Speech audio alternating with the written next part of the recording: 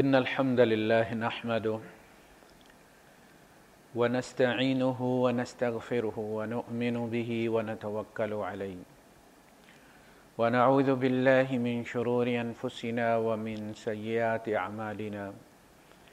من يهده الله فلا مضل له ومن يضلل فلن تجد له وليا مرشدا وأشهد أن لا إله إلا الله وحده لا شريك له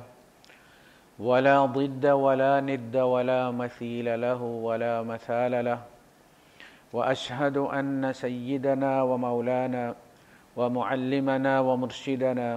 ومخرجنا من الظلمات إلى النور محمدا عبده ورسوله أرسله الله بالحق بشيرا ونذيرا وداعيا إلى الله بإذنه وسراجا منيرا فقد بلغ الرسالة وأدى الأمانة ونصح الأمة وكشف الغمة فترك أمته على المحجة البيضاء ليلها كنهارها لا يزيغ عنها إلا هالك اللهم صل وسلم وبارك عليه وعلى آله وأصحابه وأزواجه وذرياته وأهل بیتہ اجمعین اما بعد۔ ہمارے آج کے خطبے کا موضوع ہے التواصل مع الارحام، یا رشتہ داروں کے ساتھ ربط و ضبط قائم رکھنا۔ اس سلسلے میں میں ایک حدیث سے بات شروع کرتا ہوں۔ قرآن حکیم میں آپ پڑھتے رہتے ہیں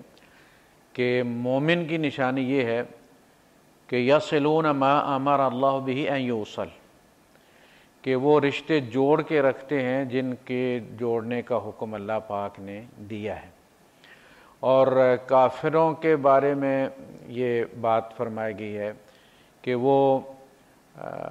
یہ رشتے ناتے یقطعون ما امر اللہ بہ ان یوصل، جو رشتے جوڑنے کا اللہ نے حکم دیا ہے وہ ان کو قطع کرتے ہیں، کاٹتے ہیں۔ اب اس حدیث میں، اس روایت میں اللہ کے رسول صلی اللہ علیہ وسلم سے پوچھا جاتا ہے من کان یؤمن باللہ والیوم الآخر، یعنی اللہ کے رسول صلی اللہ علیہ وسلم فرماتے ہیں کہ جو اللہ پر اور آخرت پر ایمان رکھتے ہیں فلیصل رحمہ، یعنی جو شخص اللہ اور آخرت پر ایمان رکھتا ہے اسے چاہیے کہ وہ یہ رشتے جو ہے وہ رحم کے الارحام جو ہیں ان کو قائم رکھے۔ اسی طرح اللہ پاک فرماتا ہے واتقوا اللہ الذی تساءلون بہ والارحام، اس اللہ کا تقوی اختیار کرو جس کے واسطے سے تم سوال کرتے ہو اور ان رشتوں کو قائم رکھو۔ آپ کو پتہ ہے آپ جب کسی سے بچی لینے جاتے ہیں تو یہ اللہ کے قانون، اللہ کی شریعت کے مطابق اللہ کا واسطہ درمیان میں ڈال کے تو یہ کام ہوتا ہے، یہ رشتہ داری ہوتی ہے، اور اسی لیے حکم شریعت نکاح کے صیغے میں شامل ہے۔ اللہ کے رسول صلی اللہ علیہ وسلم سے ایک آدمی پوچھتا ہے ای الاعمال احب الی اللہ، اے اللہ کے رسول اللہ کو محبوب ترین اعمال کون سے ہیں؟ تو قال ایمان باللہ، اللہ کے رسول صلی اللہ علیہ وسلم نے جواب دیا کہ اللہ پر ایمان انسان کے اعمال میں سب سے زیادہ محبوب ہے اللہ کے نزدیک۔ قال یا رسول اللہ ثم ما، سوال کرنے والا کہتا ہے کہ اللہ کے رسول اس کے بعد، یعنی ایمان کے بعد اللہ کو کون سا عمل سب سے زیادہ پسند ہے؟ تو آپ نے فرمایا ثم صلۃ الرحم، پھر رشتوں ناتوں کو جوڑ کر رکھنا۔ یہ بظاہر ایک جملہ ہی لگتا ہے، لیکن یہ سب سے زیادہ پیش آنے والا اور سب سے زیادہ اہم عمل ہے جس سے ہر جگہ، ہر دن، ہر گھڑی ہمارا واسطہ پڑتا ہے، ارحام سے، رشتوں سے، والدین سے، اولاد سے، برادری ہے،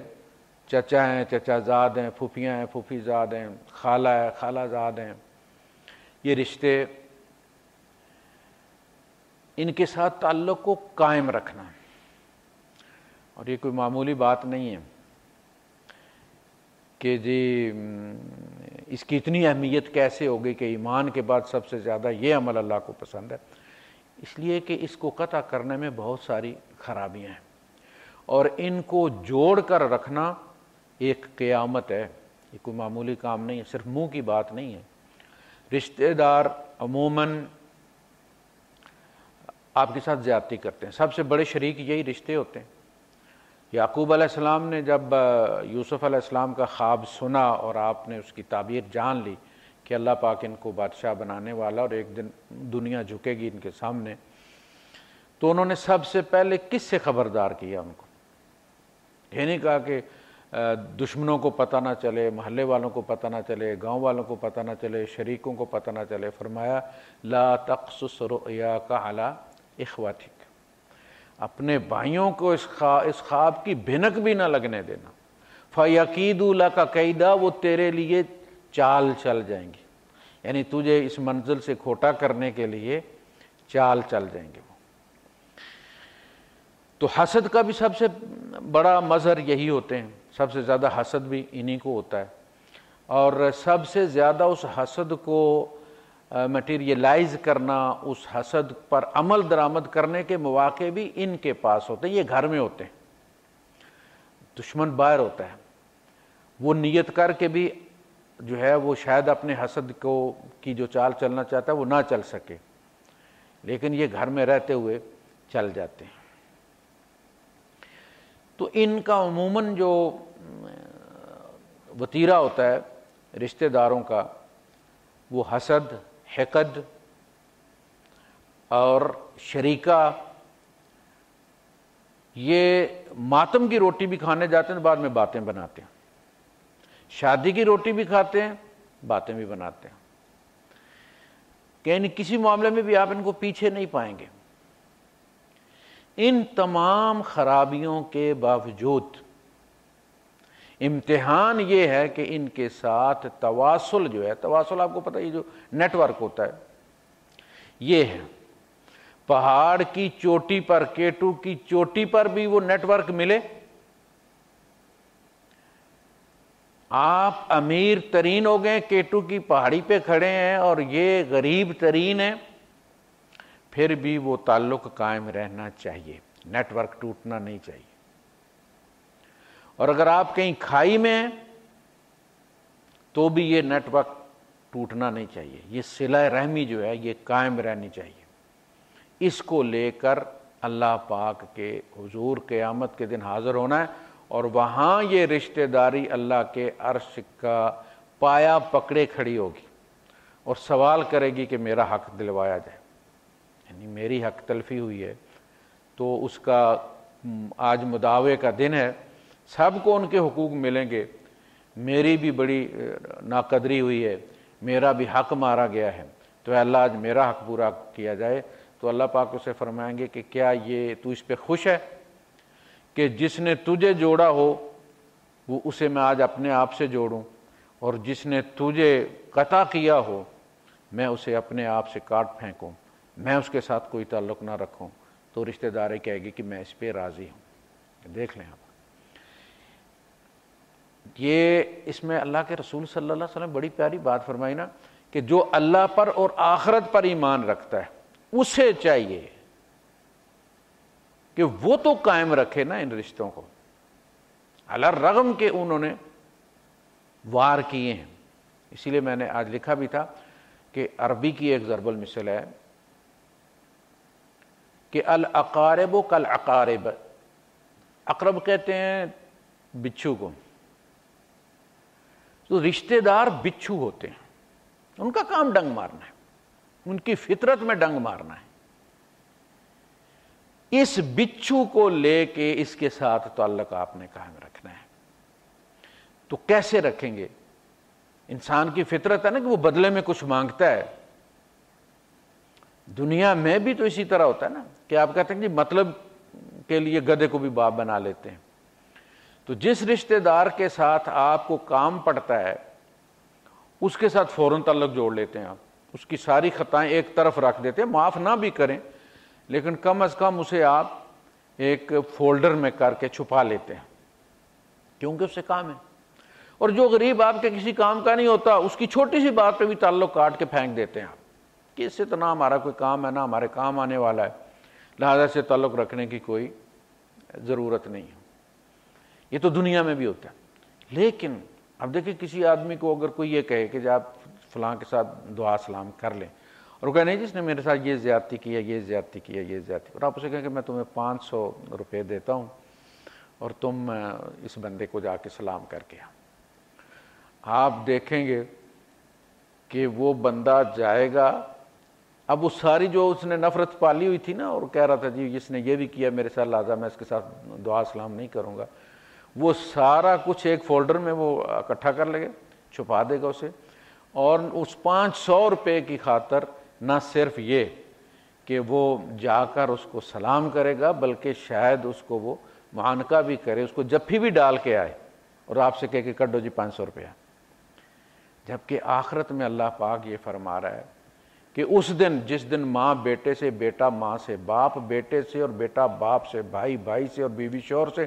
بھاگیں گے، اس دن اللہ پاک فرما رہا ہے کہ جو یہ رشتے جوڑے گا اس دن میں ان کو اپنی رحمت سے جوڑوں گا قیامت کے دن۔ کیا آپ سمجھتے ہیں کہ یہ کم قیمت ہے؟ یہ آخرت کے دن پر اور وہاں کی جزا سزا پر جو لوگ ایمان رکھتے ہیں وہی اس کی اہمیت کو سمجھتے ہیں، اسی لیے ان کا واسطہ دیا گیا، اللہ کی رحمت کا واسطہ دیا گیا۔ لوگ تو گناہ کر لیتے ہیں، وہ آپ نے سنا نہیں کہ وہ جو شاعر کہتا ہے کہ تیری رحمت سے رشتہ رہے قائم، احتیاطاً گناہ کرتا ہوں۔ تو لوگ زیادہ نیک ہونے سے ڈرتے ہیں کہ نیک ہو گئے تو مغرور نہ ہو جائیں اور اللہ کی رحمت سے دور نہ ہو جائیں، لہذا وہ احتیاطاً گناہ بھی کر لیتے ہیں تاکہ اللہ پاک کے ساتھ معافی تلافی کا رشتہ بھی اور توبہ طائب کا رشتہ بھی قائم رہے۔ تو یہ ان رشتوں کو جوڑ کے رکھنا۔ اب زیادہ تر لوگ یہ کہتے ہیں کہ جی میں تو بھلا کرتا ہوں، میں تو ان کے ساتھ اچھا کرتا ہوں، مگر یہ میرے ساتھ برا کرتے ہیں، میں ان کی مدد کرتا ہوں اور مجھے مدد کی ضرورت ہوتی ہے تو یہ نہیں کرتے، میں ان کی ہر مشکل کے وقت پہنچتا ہوں، یہ کسی مشکل میں میرے پاس نہیں پہنچتے، میں جب بھی ان کے ساتھ بلا کرتا ہوں یہ پلٹ کر پھر وار کرتے ہیں، میں ان کے ساتھ کندھے سے کندھا ملا کے کھڑا ہوتا ہوں اور یہ میرے دشمنوں کے ساتھ جا کے کھڑے ہوتے ہیں۔ ایسے رشتہ دار اگر کسی کو مل جائیں، ایسے رشتہ دار جو آپ کے بھلے کے مقابلے میں برا کریں تو یقین جانیں یہ رشتہ دار نہیں ہیں، یہ تیل کے کنویں ہیں، یہ آپ کی شوگر ملیں ہیں، یہ سونے اور چاندی کی کانیں ہیں۔ الناس معادن کا معادن الذهب والفضہ، لوگ سونے اور چاندی کی کانوں کی طرح ہوتے ہیں۔ اب یہ لوگ جو ہے یہ آپ کا سرمایہ ہیں، ایسے لوگ کہ جو آپ کی نیکی کے مقابلے میں آپ کے ساتھ بدی کریں، ہمدردی کے مقابلے میں دشمنی کریں، یہ والے رشتہ دار، یہ اصل سرمایہ ہے آپ کا، یہ آخرت کی کمائی ہیں، ان کے ساتھ کی گئی آپ کی نیکی کا وزن ہے۔ یہ جو جی کو جی ہے اور بھلے کو بھلا ہے، اللہ کے رسول صلی اللہ علیہ وسلم نے فرمایا یہ تو تجارت ہے، یہ صلہ رحمی نہیں ہے، یہ تجارت ہے، ایک دوسرے کو تم بدلہ دیتے ہو۔ آپ نے فرمایا صلہ رحمی یہ ہے کہ تم بھلا کرو اور وہ برا کرے، تمہیں بدلے میں سوائے ان کی طرف سے زیادتی کے کچھ نہ ملے، یہ ہے اصل صلہ رحمی اور یہی ہے اصل میں امتحان۔ اللہ کے رسول صلی اللہ علیہ وسلم کے پاس ایک صحابی فریاد لے کر آئے کہ اللہ کے رسول صلہ رحمی کا اجر تو بہت ہے لیکن میرا حال یہ ہے کہ میں اپنے رشتہ داروں کے ساتھ جب بھی نیکی کرتا ہوں وہ بدی کرتے ہیں میرے ساتھ، میں ان کے ساتھ عدل کرتا ہوں میرے ساتھ ظلم کرتے ہیں۔ اور اس نے کافی فہرست گنوائی تو اللہ کے رسول صلی اللہ علیہ وسلم نے فرمایا کہ اگر ایسا ہے جیسے تو کہہ رہا ہے، اگر واقعتاً ایسا ہی ہے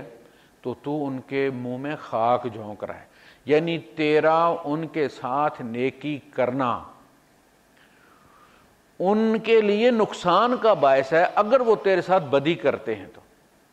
یعنی تیری نیکی کی قیمت بڑھ رہی ہے ان کی بدی کی وجہ سے، اگر وہ بھی تیرے ساتھ نیکی کرتے تو تیری نیکی کی ویلیو کوئی نہ رہتی۔ آپ نے کسی کو 100 دیا، اس نے 200 دے دیا، 105 دے دیا، یہی ہوتا ہے شادی بیاہ میں، کسی کی مدد نہیں ہوتی، وہ تو کمیٹی ڈلتی ہے۔ ایک کی شادی پہ آپ گئے اور اس کے بیٹے یا سلامی دی بیٹے کی، اور آپ نے گن کے رکھا کہ ہم نے اتنی دی ہے، کاپی میں لکھ لیا، اور پھر جب آپ کے بیٹے کی ہوئی تو آپ نے پھر وہ نکالی کاپی اور دیکھا کہ ہم نے کسی کو کتنا دیا تھا اور کسی نے ہم کو کتنا دیا ہے۔ یہ تو تجارت ہے نا۔ نہ لینے کی نیت سے دیں، اور نہ کوئی اگر غریب نہیں دے سکا تو اس کے پیچھے پڑ جائیں کہ جی ہم نے تو دیا تھا اور تم نے نہیں دیا، اس کو تانا بنا لیں یا دشمنی کی وجہ بنا لیں۔ تو اس کے لیے یعنی اللہ کی رحمت سے جڑنے کے لیے کہ اللہ پاک قیامت کے دن یہ اعلان فرمائے کہ یہ بندہ جو ہے یہ ہماری رحمت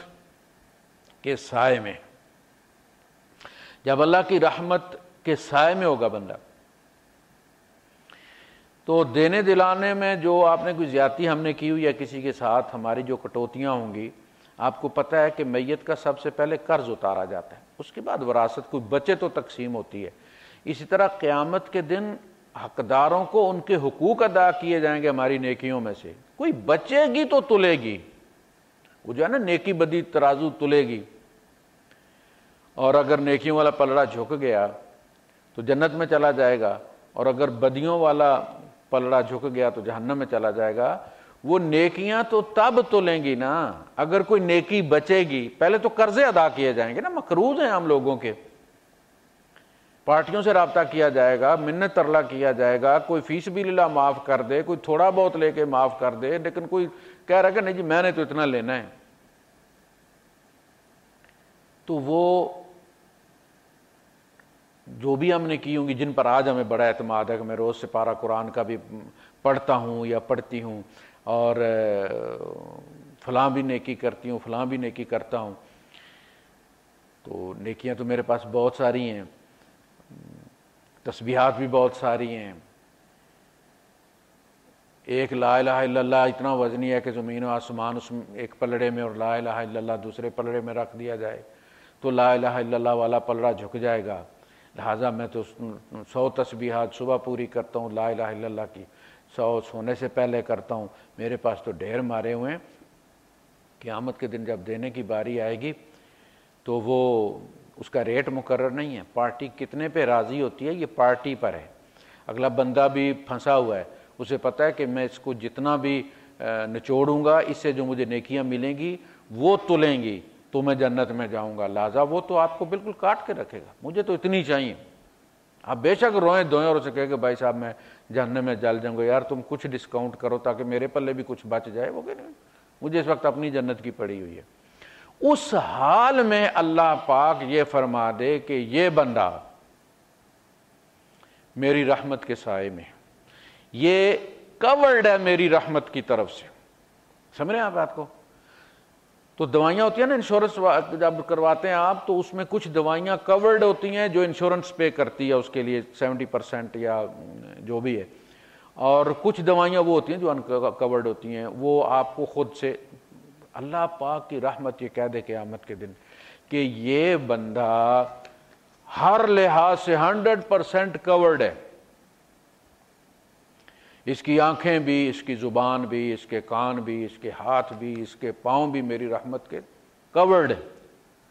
تو اللہ پاک وہ سارے اپنے کلمہ کن سے سب کی ڈیمانڈیں پوری کر دے۔ یعنی اللہ پاک دوسرا بندہ جو آپ کو کنگال کرنے پہ تلا ہے، کیوں؟ کہ وہ جہنم میں نہ جائے، اور ایک بندہ راضی نہیں ہو رہا اور اللہ پاک چاہتا ہے کہ وہ آپ کو جنت میں لے جائے، اور دوسرا بندہ جو ہے وہ آپ کو گھسیٹ کے جہنم میں لے جانا چاہتا ہے، آپ کے پاس اس کو دینے کے لیے کچھ بھی نہیں، تو اللہ پاک اس سے فرمائے گا کہ کیا تو اس پر راضی ہے کہ اپنے اس بھائی کو معاف کر دے اور جنت میں چلا جائے؟ تو اسے کیا چاہیے تھا؟ وہ جنت کے لیے تو سارا کا وہ کہے گا اللہ بالکل میں سودا مجھے منظور ہے، مجھے جنت میں بھیج دے، میں نے اس کو سب کچھ معاف فرمایا۔ تو اللہ پاک فرمائے گا کہ اپنے بھائی کا ہاتھ پکڑو اور دونوں جنت میں جاؤ۔ یعنی یہ وہ شخص ہے کہ جس کو اللہ کی رحمت نے انشور کیا ہے اور کور کیا ہے، اور یہ اس لیے کیا ہے کہ یہ قیامت کے دن یہ ثابت ہوگا کہ یہ دنیا میں رشتہ داری کو قائم رکھنے والا تھا۔ رشتہ داروں کی زیادتیوں کے باوجود اس نے میرے کہنے پر وہ سب کچھ برداشت کیا، اور اس رشتے کو توڑا نہیں کہ میں اللہ کو کیا جواب دوں گا۔ یہ رشتہ دار کوئی ہم نے مرضی سے تو نہیں چنے نا، یہ تو اللہ کی عطا ہیں۔ اب میں کس کے گھر پیدا ہوا، کون میرا والد بنا، کون والدہ بنی، کون چچا بنے، کون دادا بنا، یہ نسل تو اللہ نے چنی ہے نا۔ تو اس کا مطلب ہے یہ ساری رشتہ داریاں اللہ نے دی ہیں، اور یہ اللہ کی امانت ہے، اور یہ جیسے بھی ہیں، جس طرح کے بھی ہیں، مجھے یہ رشتے قائم کر کے اللہ کے سامنے جانا ہے، اور وہاں جا کے کہنا کہ مالک میں تو ان کو نبھاتے نبھاتے نبھاتے نبھاتے میں تو تھک گیا، میں مر کے پہنچا ہوں تیرے پاس، میری تو ختم ہو گئی، مک گیا ہوں میں ان رشتوں کو پالتے پالتے، لیکن میں نے یہی کوشش کی ہے کہ میں تیرے حضور پہنچوں تو وہ تمام رشتے جو امانت کے طور پہ تو نے مجھے دیے تھے وہ میں ساتھ لے کر آؤں، اس رشتہ داری کے حقوق ادا کرنے والا ہوں میں۔ تو اس کے لیے اللہ کے رسول صلی اللہ علیہ وسلم سے منسوب یہ روایت ہے کہ آپ نے فرمایا، یعنی یہ نسخہ ہے، صل من قطعک، جو تو اس سے جڑ جو تجھ سے کٹے، یعنی جو تجھ سے جڑ رہا ہے تو اس سے جڑ رہا ہے، یہ صلہ رحمی نہیں ہے، یہ تجارت ہے۔ صلہ رحمی کی قیمت تب ہے کہ وہ کٹ رہے اور تم پیچھے پیچھے دوڑ کے اس کے ساتھ جڑ رہے ہو اسے، وہ ناراض ہوتا تم جا کے راضی کر لیتے، سلام کر لینا۔ میں نے کہا 500 روپے کے لیے دوڑ کے بندہ سلام کر لے گا، لیکن اللہ کے کہنے پر سلام کرنے کے لیے تیار نہیں،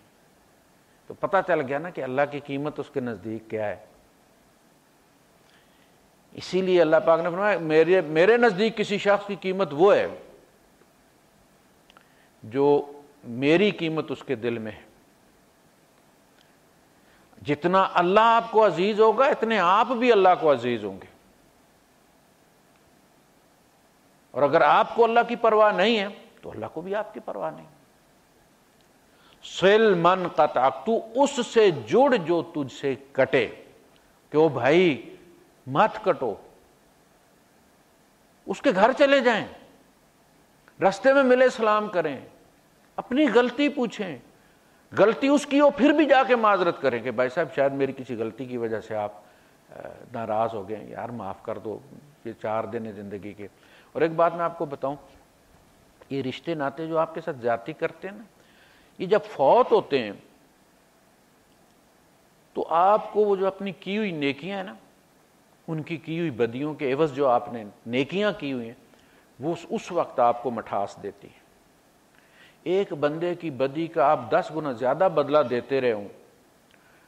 زندگی بھر اس سے بات نہ کی ہو آپ نے، اور مرنے کے بعد جب آپ جا کے تعزیت کرتے ہیں، جی بڑا افسوس ہے، آپ کو اپنے آپ سے بو نہیں آتی، منافقت کی سمیل نہیں آتی آپ کو اپنے اندر سے کہ زندگی بھر تو نے اسے سلام نہیں کیا اور اب تمہیں افسوس ہوا اس کے مرنے کا؟ یہ منافقت ہے۔ لیکن ناک نہیں کرنے دیتی۔ مسئلہ یہ ہے، اگر کوئی بندہ خود سے پہل کرے سلام میں تو وہ دوسرے کا اجر بھی لے جاتا ہے۔ اللہ کے رسول صلی اللہ علیہ وسلم نے فرمایا، لا تدخلوا الجنت حتی تؤمنوا، تم جنت میں نہیں جا سکتے جب تک کہ ایمان نہ لاؤ، تمہارے اندر ایمان نہ ہو، تم مومن نہ ہو۔ ولا تؤمنوا حتی تحابوا، اور تم مومن نہیں ہو سکتے جب تک کہ تم میں مومنوں کی محبت نہ ہو، تم آپس میں محبت نہ کرو، تم مومن۔ یہ ایک ہی قسم کے 7 اے سی ہیں متسوبیشی کے لگے ہوئے اس مسجد میں، باقی دوسری قسموں کے او جنرل کے بھی ہیں اور کیریئر کے بھی ہیں، لیکن 7 اے سی جو ہے اور 3 گھر میں لگے ہوئے ہیں متسوبیشی کے ہیں، ایک ہی ماڈل ہے، ایک ریموٹ سے، بقیہ سب کے ریموٹ سنبھال کے اندر رکھے ہوئے میں نے، سالوں سے ایک ہی ریموٹ سے سارے چل رہے ہیں، اس لیے کہ اس سب کے اندر وہ چیز ایک ہی جیسی چیز انسٹال ہے جس کو وہ ایڈریس کرتا ہے ریموٹ۔ اگر کلمہ آپ کے اندر موجود ہے، اللہ اور رسول کے ساتھ آپ کا تعلق ہے تمام مومنوں کا، تو آپ اس کلمے کے ذریعے کنٹرول کیوں نہیں ہوتے؟ اس کلمے کے ذریعے جو محبت پیدا ہوتی ہے وہ کیوں نہیں ہوتی آپ کے اندر؟ اس کا مطلب ہے کوئی خرابی، آپ کوئی اور ماڈل ہے، مومن نہیں ہے۔ وَلَا تُؤْمِنُوا حَتَّى تَحَابُّوا، اگر تم اپنے آپس میں تم محبت نہ کرو تو تم مومن نہیں ہو، مومن نہیں ہو تو تم جنت میں نہیں جا سکتے۔ پھر آپ نے فرمایا الا هل بلغتکم، میں تمہیں ایسی چیز هل ادلکم علی شیء، میں تمہیں ایسی چیز نہ بتاؤں اذا فعلتموہ، اگر تم اسے کرو تحاببتم، تم آپس میں محبت کرنے لگ جاؤ۔ یعنی میں تمہیں ایک نسخہ بتاتا ہوں کہ اگر تم اس پر عمل کرو تو تمہیں آپس میں محبت ہو جائے، محبت ہو جائے تو ایمان کی دلیل بن جائے، اور ایمان کی دلیل بنے تو وہ ایمان تمہیں جنت میں لے جائے۔ افشوا السلام بینکم، آپس میں سلام کو رواج دو، پھیلا دو اس کو۔ جیسے مرض پھیلا ہوتا ہے نا تو ویکسین، ہر بندہ ویکسین لگوائے جی،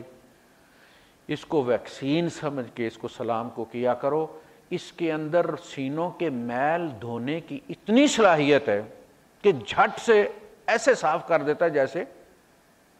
برائٹ رائٹ کر دیتا ہے۔ آپ کس کے ساتھ ناراضگی ہے وہ سامنے سے آ رہا ہے، اور آپ کا تصور یہ ہے کہ اس نے ناک چڑھائی ہوئی ہوگی تو میں اس سے تھوڑی سی زیادہ ناک چڑھا لوں، بلکہ منہ بھی ٹیڑھا کر لوں، اور چہرے پر بھی سختی کا امپریشن دوں میں، اور منہ بھی تھوڑا سا سائیڈ پہ کر لوں تاکہ اسے پتہ چلے کہ میں اس سے اس کی نسبت زیادہ نفرت کرتا ہوں۔ اور جب وہ پاس پہنچے تو وہ کہے بھائی جان السلام علیکم، پھر کیا ہوتا ہے؟ سرپرائز، وہ سلام کاٹ کے رکھ دیتا ہے آپ کے اندر کی وہ ساری میل، اور آپ نے جو تصور قائم کیا ہوا تھا وہ سارے کا سارا نسیہ منسیہ ہو جاتا ہے۔ شیطان نے جتنا محل بنایا ہوا تھا نفرت کا، وہ ایک دم سے دھڑام کر کے گرتا ہے، اور آپ پلٹ کر کہتے ہیں وعلیکم السلام، کیا حال ہے بھائی؟ وہ کہتا ہے جی اللہ کا شکر ہے الحمدللہ، کہاں ہوتے ہو یار آج کل؟ کام کر نظر نہیں آئے۔ پھر آپ معذرت کریں گے اس سے پہلے کہ یار سوری، میں غلطی ہے میری۔ یہ کام ہے سلام کا۔ کبھی کر کے دیکھیے کسی ایسے سے جس سے آپ کی سالوں سے بات چیت نہیں ہوئی، کبھی رستے میں سلام کر کے دیکھیے گا، لیکن ناک آگے آ جاتی ہے۔ یہ ناک نہیں، یہ دیوار چین ہے۔ اللہ پاک نے وہ ناک جو اللہ کی حدوں میں کھڑی ہو جائے اسے ناک نہیں کہا، خرطوم کہا ہے۔ خرطوم آپ کو پتہ ہے نا، پائپ کو کہتے ہیں، اور ہاتھی کی جو سونڈ ہوتی ہے اسے خرطوم کہتے ہیں۔ سناسمہ علی الخرطوم، اس بندے کی بڑی انا تھی، حق کو جان بوجھ کر سمجھ کر قبول نہیں کر رہا تھا، تو اللہ پاک نے فرمایا کہ یہ ولید ابن مغیرہ، خالد ابن ولید کے والد صاحب تھے، یہ تو حق کو پہچانتا تھا بندہ، لیکن بس چونکہ قبیلے کی دشمنی تھی، دوسرے مخالف قبیلے کا نبی کیوں ہے، تو اللہ پاک نے فرمایا کہ ہم اس کی خرطوم پر نشان لگائیں گے، یعنی ناک پر وار کریں گے۔ اور پھر اس کا مطلب اس دن پتہ چلا جب غزوہ بدر میں اس کی ناک پر تلوار کا وار ہوا تھا اور وہ کٹی ہوئی تھی، پھر اس آیت کا مطلب سمجھ لگا کہ اللہ پاک نے فرمایا تھا سناسمہ علی الخرطوم، ہم اس کی سونڈ پہ وار کریں گے، وہاں نشان لگائیں گے، جو ناک ہمارے رستے میں کھڑی ہے اور اسے قبول نہیں کرنے دیتی محمد کی رسالت کو صلی اللہ علیہ وسلم، ناک نہیں کرنے دیتی۔ بھائی صاحب اس ناک کو خود رگڑیں، اس ناک کا علاج کچھ کریں، یہ مسئلہ ہے ہمارا، یہ ہر جگہ کھڑی ہو جاتی ہے۔ تو صل من قطعک، تو اس سے جڑ جو تجھ سے کٹے، وَأَعْطِ مَنْ حَرَمَكَ، اور جو تجھے محروم رکھے تو اسے دے، ضرورت کے وقت جو تجھے محروم رکھے، مانگے سے بھی تجھے نہ دے، اس کو ضرورت پڑی ہے تو تو اس کے مانگنے کا انتظار نہ کر، تو لے کر حاضر ہو جائے۔ وَآتِ ذَا الْقُرْبَى حَقَّهُ، اگر اس نے نہیں بھی دیا تو تجھے بھی اس کا حق مارنے کی اجازت نہیں ہے، تیرے لیے جائز نہیں ہے، تو اس کی مدد کر ضرورت کے وقت۔ آتِ ذَا الْقُرْبَى حَقَّهُ، اقربا کا حق ادا کرو۔ اخلاق میں بھی حق ہوتا ہے نا، اولاد کا بھی حق ہوتا ہے اخلاق میں، بیوی کا ہوتا ہے، والدین کا ہوتا ہے، بھائیوں کا ہوتا ہے، دیگر رشتہ داروں کا، یہ بھی اخلاق کا حق بھی ادا کرنا چاہیے۔ اس سے مراد صرف پیسے نہیں ہیں۔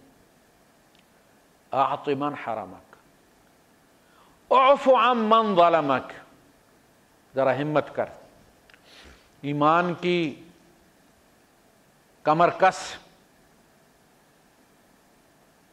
اور جس نے زیادتی کی اسے معاف کر دے۔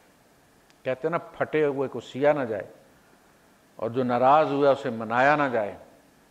معاف نہ کیا جائے تو کام نہیں چلتا۔ اعف عن من ظلمک، جو تیرے ساتھ زیادتی کرے اس کو معاف کر دے، اس لیے کہ قیامت کے دن یہ بہت بڑی ایک صفت ہوگی کسی بندے کی۔ اللہ پاک ایک بندے کو قریب کر کے اس کے گناہ گنوائے گا، اور وہ بندہ تسلیم کرے گا کہ ہاں میں نے یہ سب کیا ہے۔ پھر اللہ پاک اسے کہے گا کہ جا ہم نے تجھے معاف کیا، اور کیا تجھے پتہ ہے کہ ہم نے تمہیں کیوں معاف کیا؟ اور وہ بندہ حیران و پریشان ہوگا اور کہے گا کہ اللہ میں نہیں جانتا تو نے مجھے کیوں معاف کیا۔ اللہ فرمائے گا چونکہ تو بھی معاف کیا کرتا تھا، اور معاف کرنے میں کوئی ہم سے بڑھ نہیں سکتا، کوئی ہم سے بڑھ نہیں سکتا، تو معاف کرتے تھے ہم نے تمہیں معاف کیا۔ اس لیے کہا گیا کہ جو معاف کرتا ہے اسی کو معاف کیا جائے گا،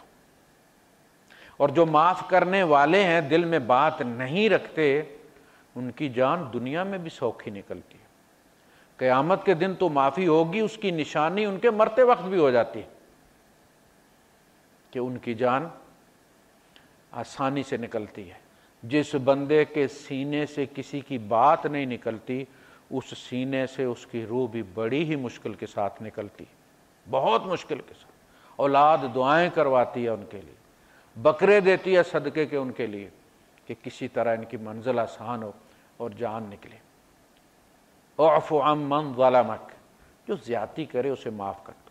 جب معاف کرو گے تو ثابت ہوگا کہ تم نے اس رشتے کو قربان کرنے کے لیے انا کی قربانی دی ہے،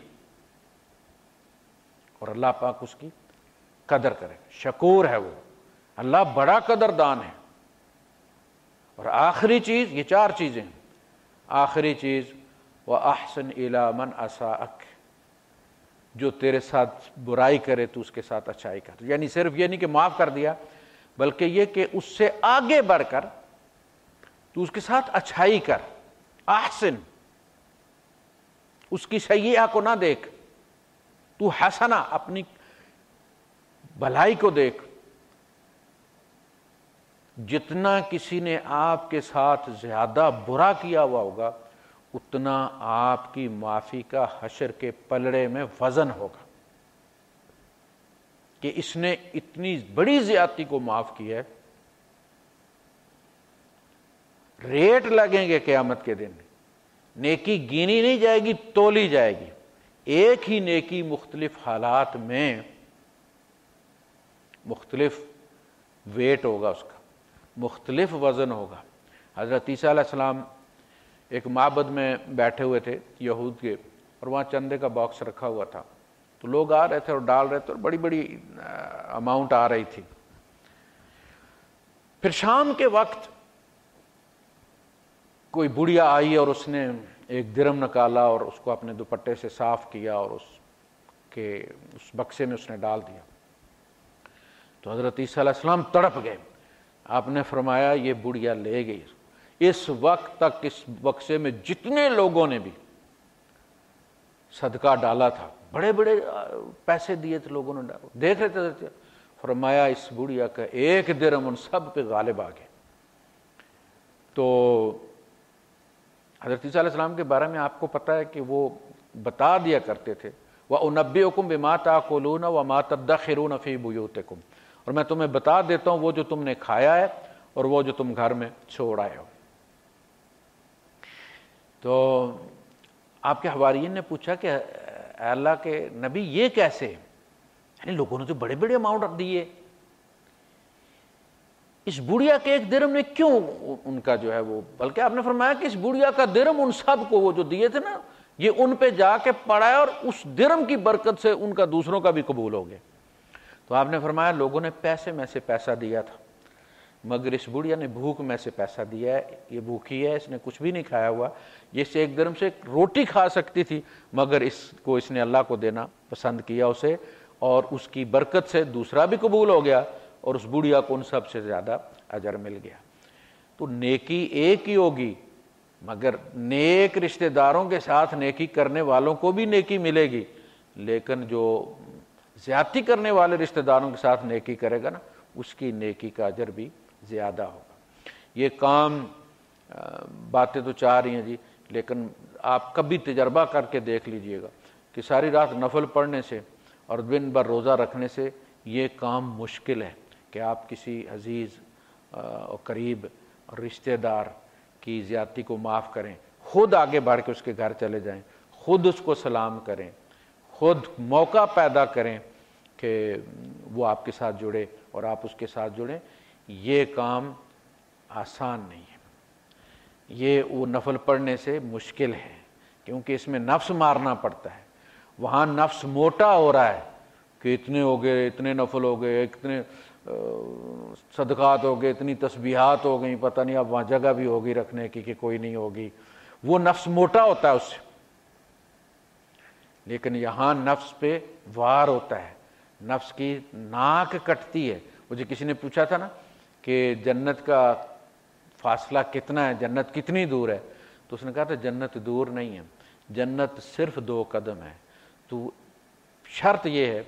کہ تو پہلا قدم اپنے نفس پر رکھے، پہلا قدم نفس پر رکھو گے تو اگلا قدم سیدھا جنت میں ہے۔ ہر معاملے میں یہ نفس اور یہ ناک جو ہے یہ مسئلہ بناتی ہے ہمارے لیے۔ تو آپ کو بھی تجربہ کر کے دیکھیے گا اسے۔ 4 چیزیں ہیں، صل من قطعک، اعط من حرمک،